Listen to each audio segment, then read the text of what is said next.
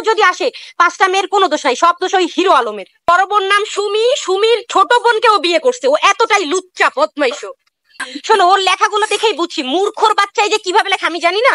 হ্যাঁ আপু, আজান দিচ্ছিল। হ্যাঁ আচ্ছা, ওই যে হিরো আলমের বউ থাকে না কেন? ও লুচ্চা বদমাইশ দুশ্চরিত্রা, ওর চরিত্র ঠিক নেই। সেটাই আমার মনে হয়, ওর যদি চরিত্র ঠিক থাকতো তাহলে ও মানে ওর বউ ঠিকই থাকতো, কিন্তু ওর তো চরিত্র ঠিক নেই।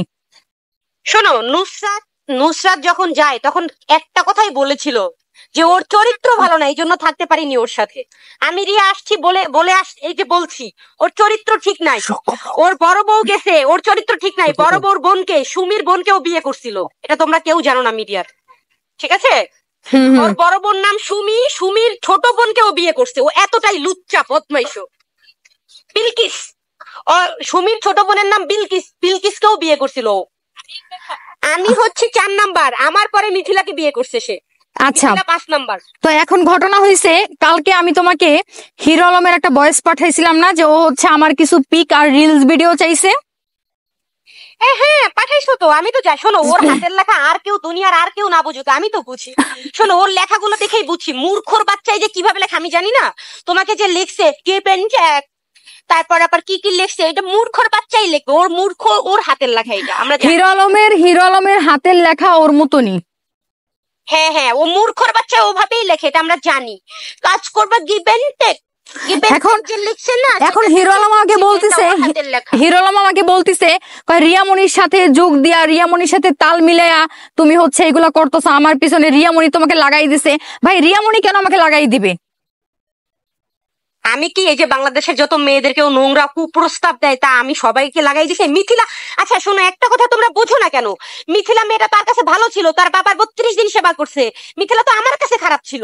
মিথিলা আমার সংসারে ঢুকছে। মিথিলা সেনা, শোনো আমি একটা কথা বলি, সব দোষ আমার স্বামীর, কোনো মেয়ের দোষ নাই এখানে। 5টা মেয়েও যদি আসে, 5টা মেয়ের কোনো দোষ নাই, সব দোষ ওই হিরো আলমের। শোনো, হিরো আলম মেয়েদেরকে আনে বলেই তো হিরো মেয়েরা আসে নাকি? মিথিলা মেয়েটা কেন খারাপ হয়েছে তার কাছে এখন? মিথিলা মেয়েটা তো তোর বাবার সেবা করেছে 32 দিন। হ্যাঁ, তাহলে মিথিলা মেয়ে এখন খারাপ কেন? মিথিলাকে তো রাস্তায় ছুঁড়ে ফেলে দিছে বাচ্চা নষ্ট করে। এখন সে টের পেলে কি করার, তার কিছু করার নাই। একটা লুচ্চা মানুষকে যদি ভালো বানাইতে পারে একটা মেয়ে, সে কি চেষ্টা করতে পারে না? তো রিয়ামনি চেষ্টা করছে যে হিরো আলম লুচ্চা, চরিত্র খারাপ, ওকে ভালো বানানোর, কিন্তু রিয়ামনি পারে না, ব্যর্থ। অনেক চেষ্টা, সমস্যা ওর চরিত্র খারাপ। ওর চরিত্র খারাপ ভাই, ওর তো চরিত্র খারাপ। এই যে আপনারা উল্টাপাল্টা প্রশ্ন করেন কেন? হ্যাঁ বলছি না চরিত্র খারাপ। ঘটনা হয়েছে ভাই, বললাম তো মেয়ে মানুষ ওইগুলো ফলো করে না ভাই। তাকে যদি আপনি 100 নারীও দেন, সে আসক্ত হবে না। তার চরিত্র খারাপ, সে একটা দুশ্চরিত্রা লোক।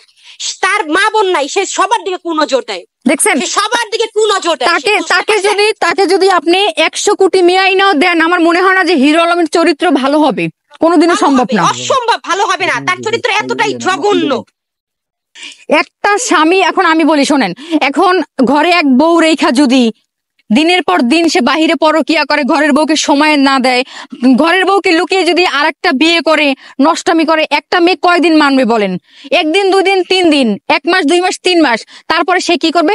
বাধ্য হইয়া সে নিজে সরে আসবে। এটাই হয়েছে। কারণ হিরো আলমের কথা আমি কাউকে ছাড়বো না, আমি হচ্ছে বোর গুডাউন দিব, বোর ফার্ম খুলবো। এটা হচ্ছে হিরো আলম ভাই।